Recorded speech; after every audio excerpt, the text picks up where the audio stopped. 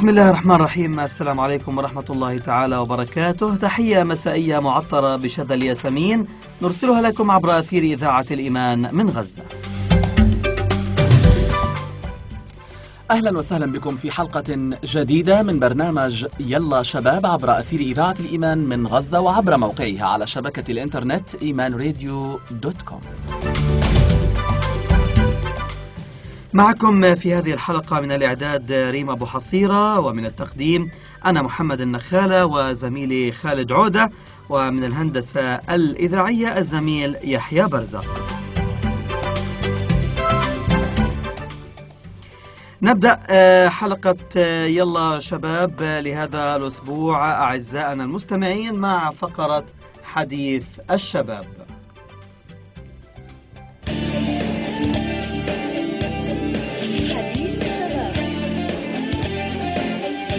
حديث الشباب.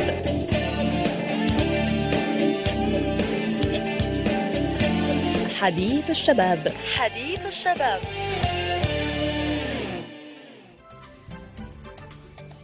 تجربة ريادية مضمونا وأسلوبا، فلأول مرة سيكون بوسع الشباب الإسهام في نقاش وصياغة القوانين. لأول مرة ستكون التكنولوجيا وسيلة للانتخاب والتصويت في دولة فلسطين. المجلس التشريعي الفلسطيني الشبابي الأول من نوعه يرى النور، فما هي طبيعته وكيف يمكن المشاركة فيه، وما هي طموحات القائمين عليه؟ كل هذا وأكثر نتعرف عليه من خلال ضيوفنا هنا في الاستديو. نبدأ مع حنين الأغا، أهلا وسهلا بك. أهلا فيك. ومعنا أيضا فارس عصام وصالح الأغا، أهلا وسهلا فيكم يا شباب. أهلا وسهلا بك. طيب، يعني أبدأ بداية من فارس عصام. فارس، من أين جاءتكم هذه الفكرة؟ الفكرة هي عبارة عن مبادرة شبابية، كان هدفها هو الهدف منها إنشاء مجلس تشريعي شبابي محاكاة المجلس التشريعي الفلسطيني من أجل إيصال صوت الشباب لأصحاب صناع القرار. أيضا الهدف مجلس التشريعي هذا هو إحداث جديد، عندنا رؤية جديدة، هو الانتخابات الإلكترونية، أي التسجيل يكون كله تسجيل إلكتروني، كله تسجيل إلكتروني. كل واحد بسجل باسمه وبرقم هويته وبرقم جواله، وحيكون الانتخاب لأول مرة حيكون إلكتروني موحد بالنسبة. طيب فارس، يعني أنا قصدت من سؤالي ما الذي دفعكم إلى الاتيان بهذه الفكرة؟ الاتيان بهذه الفكرة إنه إحنا 6 سنوات عندنا مجلس تشريعي معطل تعطيل كامل، عندنا تهميش لفئة الشباب بشكل كلي وليس جزئي، عندنا عدد كبير من الخريجين، فكان لابد من تشكيل مجلس تشريعي شباب من أجل إنه يسعى لإيصال صوتهم لصناع القرار، من أجل أن يكون في ضغط على صناع القرار من جهة من الناس تمثلهم هو بمحاكاة المجلس التشريعي الفلسطيني. نعم. طيب ننتقل إلى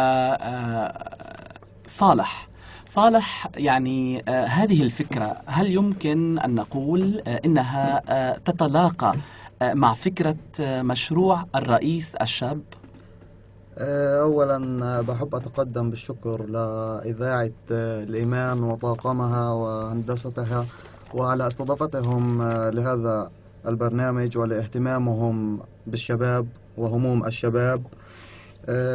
بالنسبة لملاقاة مشروعنا اليوم مجلس التشريعي الشبابي للرئيس الشاب، نعم هو فكرة متلاقية في الأفكار وفي الطروحات. نسعى لأي شيء فيه شباب نحن ندعمه، نؤمن بدور الشباب، نؤمن بفعالية الشباب في المجتمع الفلسطيني، نؤمن بدور الرئيس الشاب، نؤمن بتفكير الشاب، نؤمن هو أيضا لا ننسى أيضا الفتاة، لأنه كمان إحنا ضروري، يعني مش نعم. نقول إنه بس إحنا شاب، لا نحن هنا عندما نتحدث عن الشباب نقصد يعني الشباب. أيوة والشباب. أيوة لا عايزنا نوضح لجمهورنا الكريم والمستمعين إنه إحنا برضو ناس بنحب نجيب الناس كلها والشباب كلها. نعم. مجتمع شباب وفتيان، فتيات وشباب. يعني إحنا لما نقول نحكي عن شباب نحكي عن شباب في مجرد انه انت شاب، مجرد انه انت تسمع، تحكي، تحاكي، تنقل هموم، تسمع هموم، توصل رسالة بشكل مهذب، بشكل سليم، يمكن من خلالها جميل. إيصال صوتك لأعلى مستوى سياسي داخل الدولة. طيب. أو لأعلى مستوى سياسي صالح، بالحكومة. أنت تحدثت عن مشاركة الفتيات والشابات. معنا أيضا هنا في الاستوديو زميلتكم ورفيقتكم في هذا المشروع، حنين الأغا. حنين، يعني هل هنالك مشاركة نسوية كبيرة في هذا الموضوع؟ وعندما أقدمت على الاشتراك هل كانت هنالك معارضة من الأهل أو نظرة مجتمعية ربما اعتدنا عليها؟ بالنسبة للمشاركة النسائية في الموضوع معنا، هي فعليا بغزة عنا مش كتير كبيرة، بس احنا بنحاول انه احنا بين كل 3 شباب انه يكون في عنا فتاة. من ناحية الاهل احنا ما فيش اعتراض، بالعكس احنا انه شجعوني على هيك شغلة، انه انا اطلع من مجلس التشريع الشبابي، ومنشان انه احنا نفرض قراراتنا ونثبت حالنا احنا كشباب بنقدر انه احنا نكون مع بعض، انه كيف يعني نعمل. طيب أنت شايفة المرأة في مجتمعنا الفلسطيني ماخذة دورها، ماخذة حقها، لا سيما في المشاركة السياسية؟ والله من اعتقادي أنا لا، إنه المرأة مش ماخذة حقها 100% في المشاركة السياسية. نادر لنسمع إنه في عنا مشاركة سياسية من ناحية المرأة، ولو صارت بصير في هجوم كبير كتير عنا في غزة خصوصا. عندنا حنان عشراوي وعندنا راوية الشو وعندنا اسماء كتير. في عنا يعني في عنا رئيسة حزب كمان. بس في نفس الوقت مش بشكل كبير او بشكل ملحوظ. صحيح. نعم صحيح. يعني حالات استثنائية تقصدين. نعم. نعم. طيب أنتقل إليك فارس مرة أخرى. فارس، هل ترى أن الشاب الفلسطيني في عصرنا الحالي مؤهل لقيادة مجتمع ثقافيا، علميا، نضوج عقلي؟ هل تراه كذلك؟ الشاب هو عنده أفكار وعنده طموحات وعنده رؤية مستقبلية. الوطن بنبني على كاهل الشباب. الشاب هم بنات المستقبل، هم صناع المجد للوطن. فالشاب هو عنده طاقة وعنده إدراك ووعي أكثر من السابق، لأن احنا في عصر تطور إلكتروني. أصبح عنده وعي، أصبح الشاب بده يدرك الآن ما هو واجباته باتجاه هذا الوطن، ما مطلوب منه لخدمة الوطن. الآن احنا بهدف المشروع أيضا معرفة الشاب على لكننا في عصرنا الحالي. نعم، لكننا في عصرنا الحالي فارس نجد أن التعصب الحزبي توغل أكثر في نفوس شبابنا للأسف الشديد. فيعني كيف يعني ستنجح فكرة قيادة الشاب للمجتمع في ظل هذا الأمر يعني السلبي جدا؟ احنا بداية في المشروع كان في عنا شرط أساسي: ممنوع أي إنسان ينزل باسم أي حزب. كل واحد بده ينزل بقائمة لا تحمل أي أسماء أحزاب. نعم. احنا على دراية جيدا أن الأحزاب سيطرت على الشباب بشكل كلي. نعم. والآن احنا بدنا نسعى أنه هذا الشيء نقضي عليه، أنه الشاب أنت ملك قرارك ولا تجعل أي أحد يتحكم في قرارك. أنت من تصنع القرار وأنت بإيدك صاحب القرار. لأنه عندنا في شباب من كذا المجالات عندهم فكر، عندهم إدراك، عندهم وعي إنه المستقبل المشرق قادم لا محالة له. نعم. لا محال. فيش اليوم أو بكرة إحنا طالعين لمستقبل مشرق. عندنا رؤية واضحة، عندنا كفاءات عالية، ذو قدرة على قيادة المرحلة. كل فترة السابقة تهميش تهميش تهميش تهميش تهميش. إلى متى التهميش؟ إلى متى؟ صحيح. مجلس تشريعي قائم بنطالب فيه إن أكثر من 6 سنوات 7 سنوات إنه يخفضوا سن الترشح ل 25. نعم. ولم يستجيبوا. طيب برأيك ما هو الشيء يعني الذي لا يستطيع أن يحققه عضو المجلس التشريعي الكبير في السن وسيحققه الشاب؟ الكبير في السن خلاص وصل هو الكرسي ويعطيه العافية. تعب يعني قد على مدار السنوات يعطيه العافية اللي قدمه يعني. نعم. ما ضلش مجال يقدم أكثر. يعني إذا وصل الشاب إلى كرسي المجلس التشريعي ماذا سيحقق للشباب؟ الشاب حيحقق أشياء كثيرة، لأنه هو من منبع الشباب، لأنه هو من وحي الشباب، من روح أكثر معاناة. إدراكا لاحتياجاتهم. الشباب أو طيب أنا خليني احتياجات يعني الشباب. أنا أستأذنكم يا شباب، معنا الآن مباشرة عبر الهاتف منسقة المشروع إسراء دياب. إسراء، مساء الخير. خير، يعطيك العافية. الله يعافيك يا رب. إسراء، يعني في البداية حابين نعرف من هي الجهة الراعية والداعمة لهذا المشروع؟ ألو. نعم إسراء، نسمعك نستمع يا إليك. إسراء. إسراء، من هي الجهة الراعية والداعمة لهذا المشروع؟ حقيقة هذا المشروع بيتم تنفيذه من قبل منتدى شريك الشبابي بالشراكة مع المجلس التشريعي الفلسطيني، وكذلك برنامج الأمم المتحدة الإنمائي ضمن برنامج زيادة التشاركية في المؤسسات الحكومية الممول من الحكومة البلجيكية. جميل جدا. طيب كيف وجدت الإقبال على هذه الفكرة بين الشباب؟ خليني هيك أكون صريحة معك. في بداية المشروع وأول ما بلشنا الإعلان للمشروع فتح باب التسجيل، كثير من الأشخاص والمؤسسات حكوا لنا يعني إنكم تروحوا للتسجيل الإلكتروني شيء مخاطرة، يعني مش رح توصلوا لعدد كبير من الشباب. إحنا خاطرنا وحققنا أعداد إحنا فعليا ما كنا متصورينها. يعني حاليا في عنا في السجل الانتخابي أكثر من 15,000 مسجل بحق لهم التصويت وبحق لهم الترشح.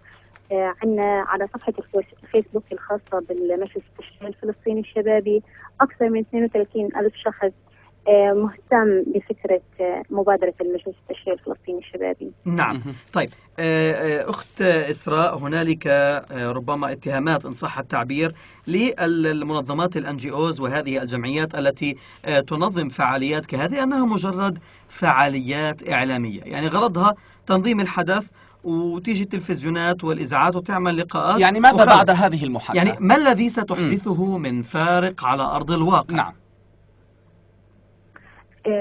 يعني الموضوع بهذا المشروع تحديدا، بعيدا عن كل المبادرات والمشاريع اللي بتكون فيها المؤسسات الأهلية الفلسطينية بالشراكة مع مؤسسات ثانية، إنه إحنا فقط رح نجهز منصة للشباب، وهون الشباب رح يكون لهم القرار باختيار البرنامج اللي هم رح يمشوا عليه. إحنا فعليا في منتدى شارك مش رح نصبغ الأشخاص اللي رح يتم تشكيلهم، اللي هم 132 عضو في المجلس التشريعي الشبابي، مش رح نصبغهم بسياسات معينة احنا بنآمن فيها.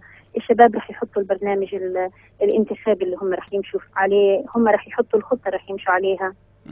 نعم. يعني كيف يمكن يا إسراء أن نجعل من هذه المحاكاة جسرا نحو التغيير الإيجابي في المجتمع؟ يعني لا نريد أن يكون هنالك مشروع إيجابي وجميل ولكنه يندثر بعد ذلك ولا يكون له أي ذكر كما حدث مع مشاريع أخرى.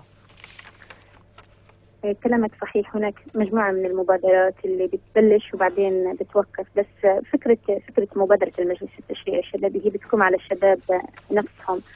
هم في إيدهم كل شيء. يعني إذا هم كانوا فعلا ناشطين وفاعلين وعندهم هالأهداف المشتركة اللي بيسعوا لتحقيقها، أنا متأكدة إنه المشروع رح ينجح بشكل إحنا مش متوقعينه. لكن إذا كان المجلس الشبابي ما عندوش هالنشاط وهالفاعلية، أكيد نعم. رح يكون مصير هاي المبادرة زي مبادرات أخرى. لكن نحن بنأمل من النشاط اللي عمالنا بنشوفه، يعني من خلال الفيسبوك وغيرها، إنه مجموعات شبابية ذات كفاءة فعلا عمالها بتشكل قوائم نعم. بتوقع النجاح الباهر لهذا المشروع. أتمنى لكم النجاح والتوفيق وأشكرك جزيل الشكر إسراء دياب منسقة المشروع، كنت معنا عبر الهاتف. أتوجه بالسؤال الآن إلى صالح الأغا. صالح، عندما نتحدث عن مجلس تشريعي نتحدث عن سياسة، نتحدث عن قوانين.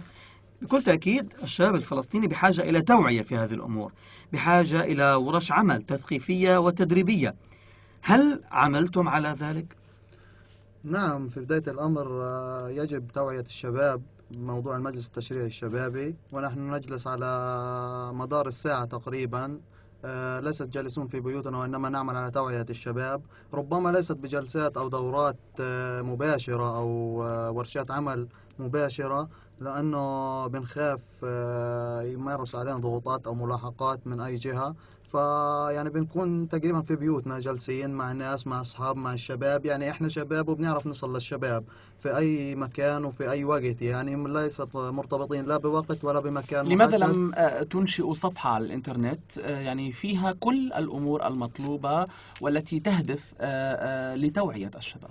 تم إنشاء صفحة مركزية باسم المجلس التشريعي الشبابي، وإحنا بدورنا أنشأنا صفحة اسمها قائمة الحرية والمستقبل للشباب، اللي بإذن الله سنخوض فيها الانتخابات التشريعية الشبابية القادمة. أدخلنا من خلال هذه الصفحة جميع البيانات اللازمة وجميع المعلومات الكافية والشافية واللازمة لجميع المطلعين على هذه الصفحة. نعم.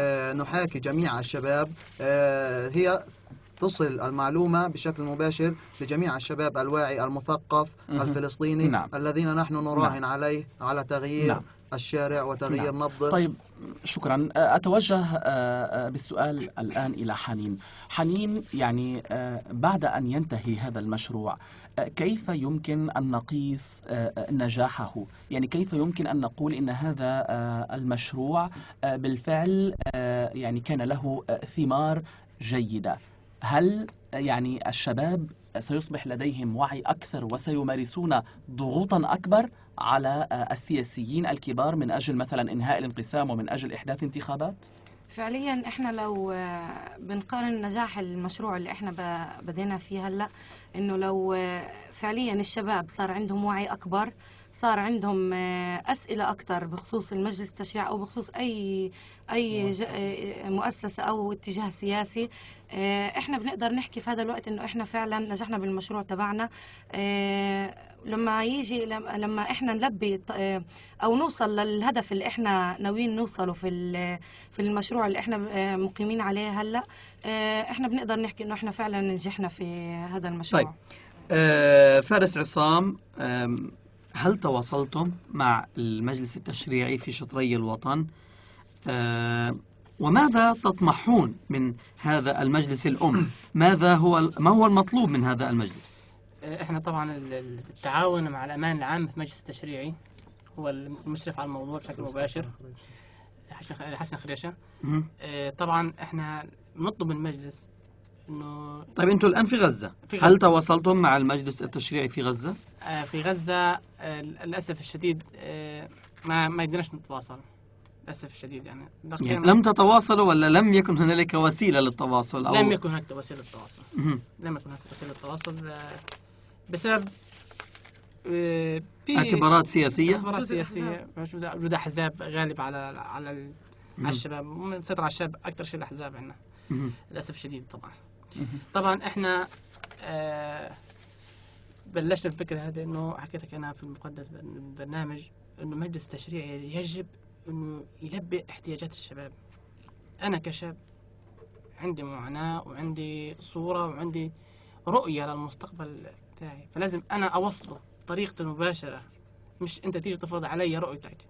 انت رؤيتك قبل سيد وسيدك، انا اجي دوري، لان انا في عصر التطور، فالتطور لازم انا اتطور معاه، مش ألزم فيك أنت أنك تعطيني رؤية أمشي عليها أو خارطة أمشي عليها. أنا بدي أعد خارطتي، أنا بدي أعد مستقبلي وأعد مستقبل الأجيال القادمة. نعم. لأنه بنات المستقبل هم الشباب. نعم. مش كبار السن. يعني هل نفهم أنكم ستقومون بإلقاء حكمة الكبار ويعني رؤية الأشخاص الذين لديهم خبرة في الحياة خلف ظهوركم؟ نحن نحترم الكبار ونحترم خبرتهم في العمل، ولكن يجب أن نحن عندنا في أفكار وعندنا رؤية. نعم. فيجب أنهم يحتوونا. نعم.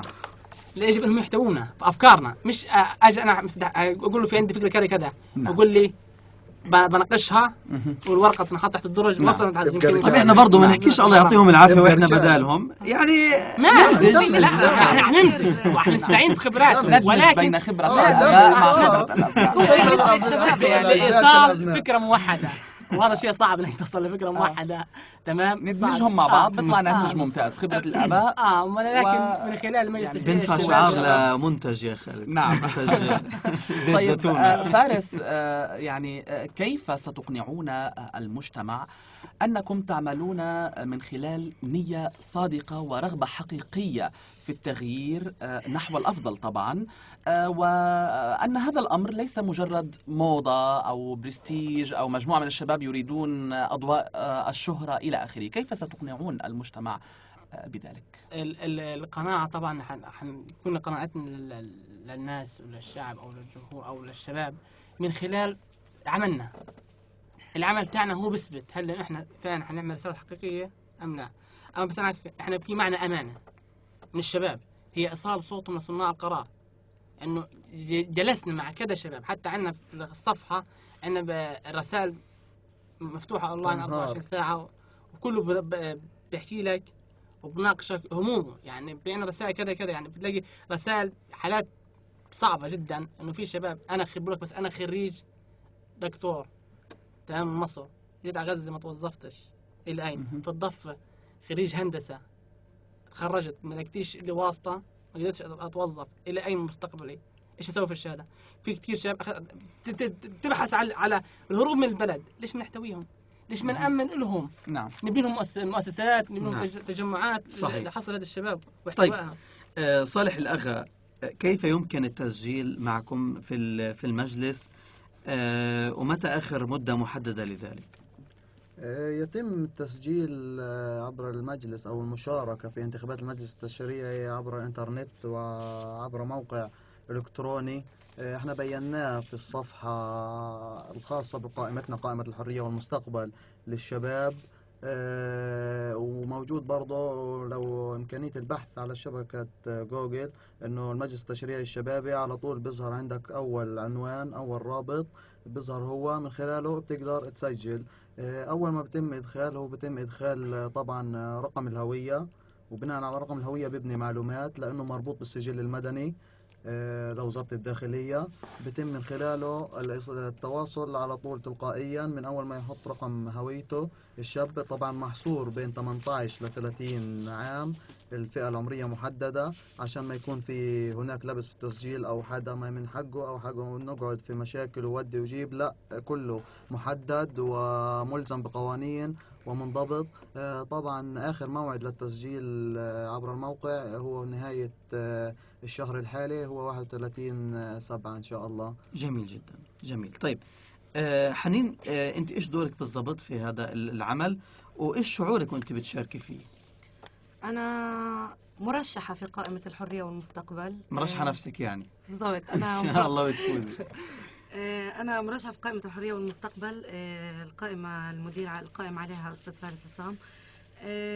بالنسبة لي شعوري أنا مرشحة نفسي، وفعليا بستنى النتائج أو بستنى أنا جدا مبسوط إنه أنا بقدر أعمل شغلة، أو إنه أنا أثبت قرار، أو إنه بقدر أثبت إنه في دور أنثوي في المجتمع عندنا برضه بيقدر يشارك، برضه بيقدر يثبت قراره. طيب الآن فزتي. نعم. ما هو أو ما هي قراراتك؟ ما هي الأمور التي سوف تسعين جاهدة إلى تحقيقها للنساء؟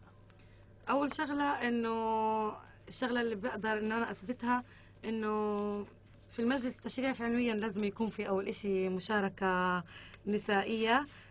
لازم أول إشي نفعل كمان تفعيل دورهم للنساء في المجتمع الفلسطيني، خصوصا مجتمعنا إحنا قطاع غزة. إنه أنا كمان بدي أقدر أوصل للناس فكرة إنه إحنا بنقدر نعمل، بنقدر نثبت إنه إحنا شباب فعال، بنقدر نوصل لأهدافنا لقراراتنا. نعم.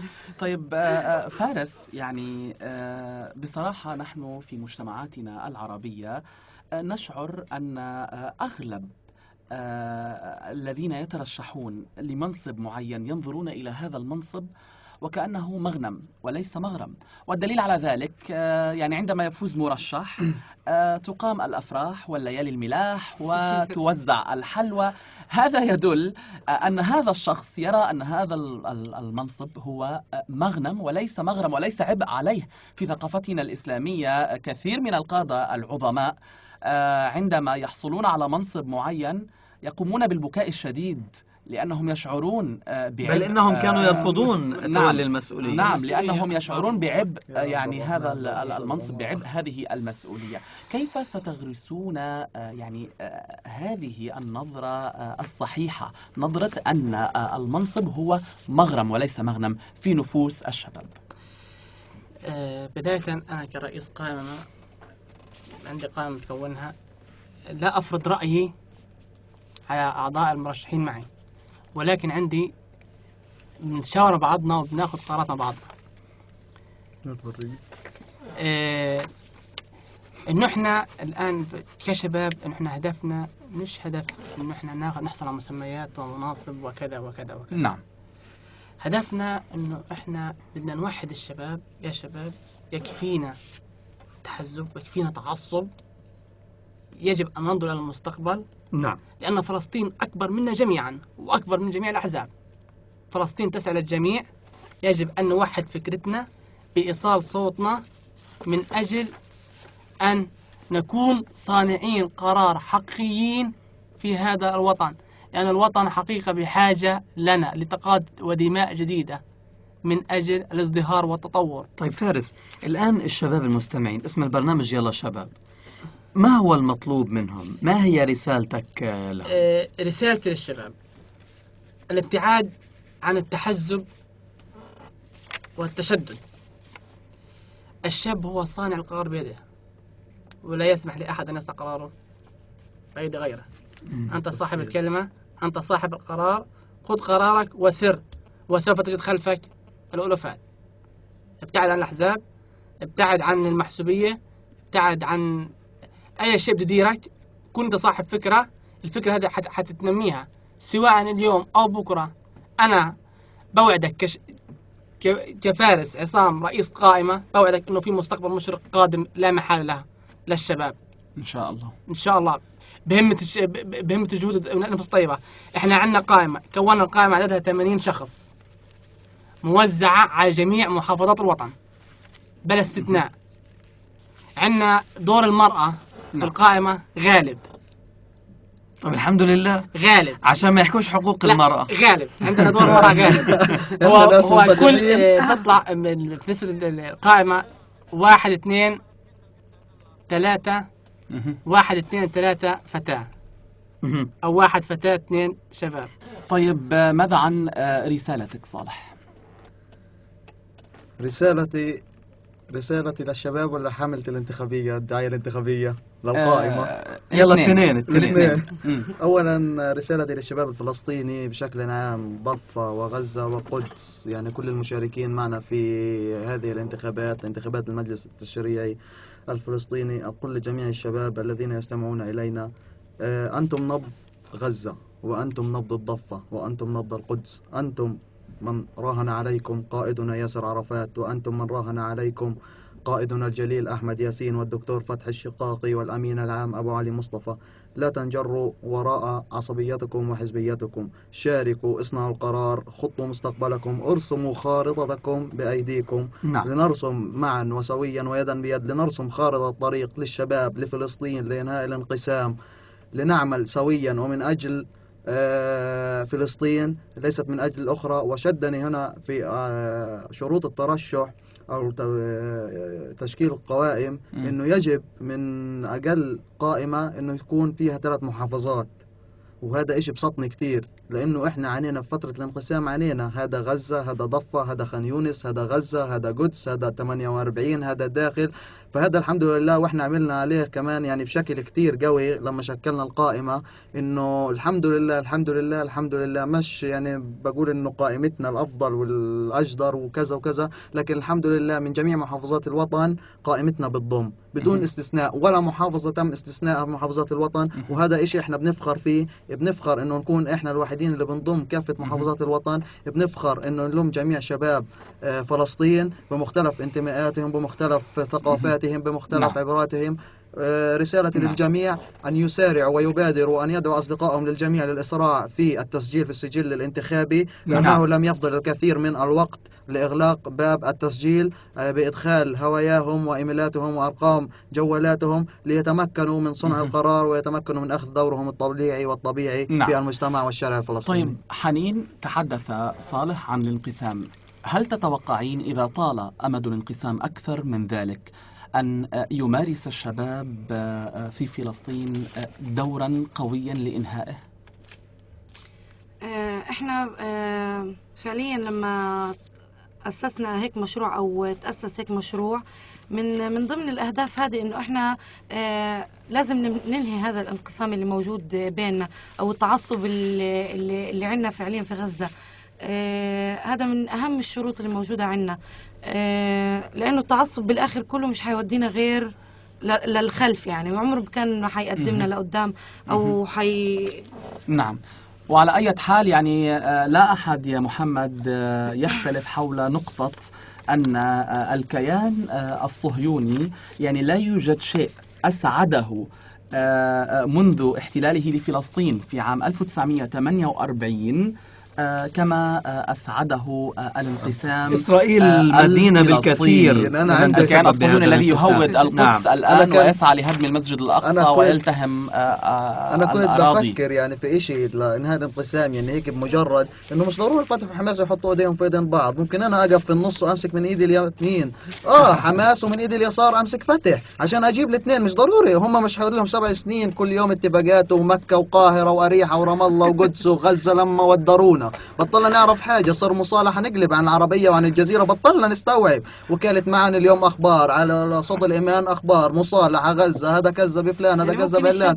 مش ضروري هم يحطوا إيديهم في إيدين بعض ونقول لهم يا عمي خليكوا هيك بعاد، لكن أنا ممكن أقف في النص وأمسك من إيد اليمين لفلان وأمسك من إيد الحزب الفلاني. يعني من خلال أنتم الشباب متحدين. هو حتى لو ما كانت حتى قد ما نقدر نفسهم الكبار بإمكاننا إحنا الشباب نفسنا إنه إحنا لو كنا من الجزء هذا أو من الجزء هذا إنه إحنا فعلا نتحد. لو في مقولة حكوها، لو تركوا الكبار الصغار لانتهى كل الخلافات. بالضبط. لأنه إحنا اليوم دورنا بالشباب، يعني مثلا في الجامعة الأطر الطلابية مثلا كتلة شبيبة، جماعة إسلامية، حزب الشعب، مش عارف إيش، إحنا اليوم بنسعى بكل أريحية وبكل صدر وبكل وسائل صدر، بنسعى وبنقعد وبنجلس وبنتحاور في أمور فلسطين، بنتحاور في أمور الانقسام، بنتحاور في أمور فلسطين. يعني فيش حاجة قد ما نقدر بنحاول نخفف الفجوة، يكون فيش خلافات. بس دير بالك يا صالح، أنت لما تمد إيدك هيك يمين وشمال عشان تمسك فتح حماس حينملعوا ايديك. نتحمل، كل واحد حيضل يشد. بنتحمل عادي، مش عندنا مشكلة انه نصل لخارطة طريق ولقاعدة وشراكة اساسية ورسمية في فلسطين. بنتحمل حتى لو بدهم ينقطعوا، حتى لو بدهم ينقطعوا ايدينا احنا جاهزين، بس نكون متفقين نقف. نعم، نحن سعداء جدا جدا بوجودكم معنا في حلقة هذا الأسبوع من برنامج يلا شباب، وبصراحة حديثكم لا يمل. كنا نتمنى أن يكون عمر البرنامج أكبر من ذلك. وقت البرنامج أكبر حتى تتحدثوا بشكل أكبر. أشكركم جزيل الشكر فارس عصام وحنين الأغا وصالح الأغا. يعني أنتم تقومون على المجلس التشريعي الفلسطيني الشبابي الأول، وهنالك العديد من الشباب الآخرين الذين لم يتسنى لنا استضافتهم هنا في الاستوديو.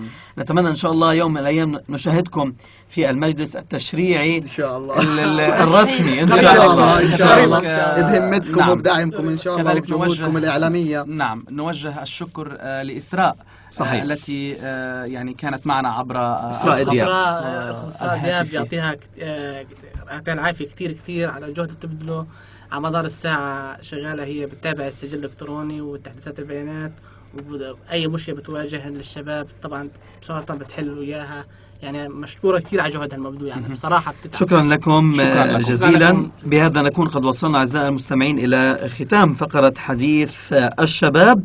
لحظات ونكون على موعد مع باقي فقرات البرنامج. يلا شباب يلا خلوا الدنيا أحلى، قال النبي ووصى نصرتوا بالشباب نصرتوا بالشباب. يلا شباب يلا خلوا الدنيا أحلى، قال النبي ووصى نصرتوا بالشباب نصرتوا بالشباب. يلا نرسم بكرة الأحلى، نزرع أرض الوطن الأغلى. يلا نرسم بكرة الأحلى، يلا نرسم بكرة نزرع أرض الوطن الأغلى. ونخلي رايتنا تعالى، والبركة بالشباب والبركة بالشباب. يلا يلا يا شباب يلا يا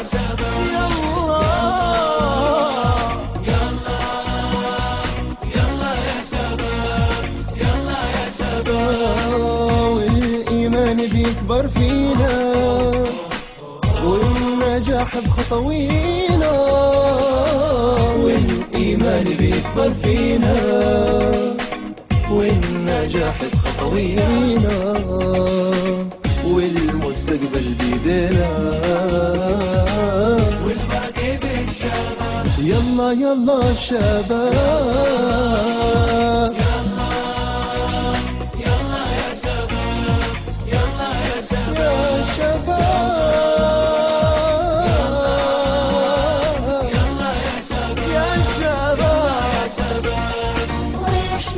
احنا الجيل الصاعد، احنا الامل الواعد. احنا الجيل الصاعد، احنا الامل الواعد. اشبالك يا امتنا، نواصل مسيرتنا. احنا للمعالي الطلاب، للمعالي الطلاب. يلا يلا يا شباب يلا يا شباب يلا يلا يلا يا شباب يلا يا شباب. واحنا شبابك يا أمتنا، بالعلم بنبني حضارتنا. احنا شبابك يا أمتنا، احنا شبابك بالعلم بنبني حضارتنا. ونرجع ماضي عزتنا، والبركة بالشباب والبركة بالشباب. يلا يلا يا شباب يلا يا شباب يلا يلا يا شباب يلا يا شباب. ايد بايد وشدوا الهمة، تنغير واقع هالأمة. إذا نتمنى كل التوفيق للمجلس التشريعي الفلسطيني الشبابي الأول. الآن ننتقل أعزائنا المستمعين إلى فقرة من هنا وهناك.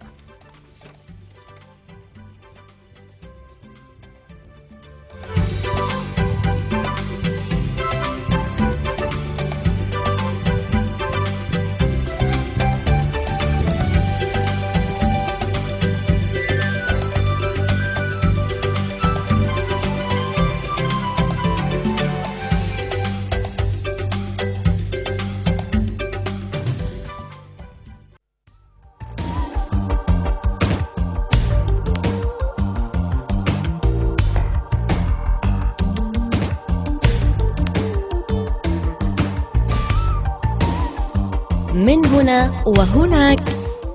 من هنا وهناك. من هنا وهناك سنبدأ الآن من العراق. لم ينم منذ أكثر من 9 سنوات، منذ 9 سنوات ونصف، والليل يمثل عذابا دائما للمواطن العراقي حيدر، الذي يقول إن عينيه لم تعرفا النوم طوال كل ذلك الوقت. وبرغم أنه يراجع الأطباء بصورة دائمة، إلا أن هذا لم يجدي معه نفعا. وحيدر أب ل5 أطفال يسكن وسط مدينة الحلة في محافظة بابل بالعراق، ويرجو منذ 9 سنوات ونصف أن يخلد إلى النوم 5 دقائق فقط لكي يريح نفسه، ولكن النوم بعيد عنه، في حالة اعتبرها الأطباء فريدة، لأن أي شخص لا يستطيع احتمال أسبوع واحد من عدم النوم. ويقول حيدر: لا أعرف الأسباب، والأطباء يقولون إنها حالة كآبة وحالة نفسية أو أرق دائم. ويقول حيدر أيضا: راجعت العشرات من الأطباء في العراق وفي سوريا، ولكن لم أحصل على أي نتيجة سوى الكم الهائل من الدواء الذي يتكدس يوما بعد يوم، ولم أحصل منه على أي نتيجة سوى التعب والألم. يعني أمر بالفعل صعب جدا جدا. يعني محمد، نحن عندما نسهر قليلا يعني عندما ننام أقل من 5 ساعات، يعني بالكاد نستطيع أن نفتح العيون. تيجي تتوب على الشغل يا خالد. طيب، معنا أيضا في فقرة من هنا وهناك زوجان يعقدان قرانهما للمرة 7 بعد 100.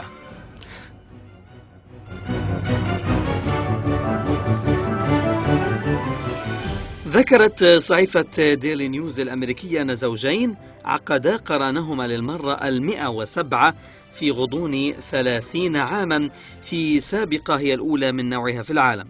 وكان ديفيد ولورين بلير قد التقيا في العام 1982 في أحد استوديوهات هوليوود، وتزوجا لأول مرة في العام 84،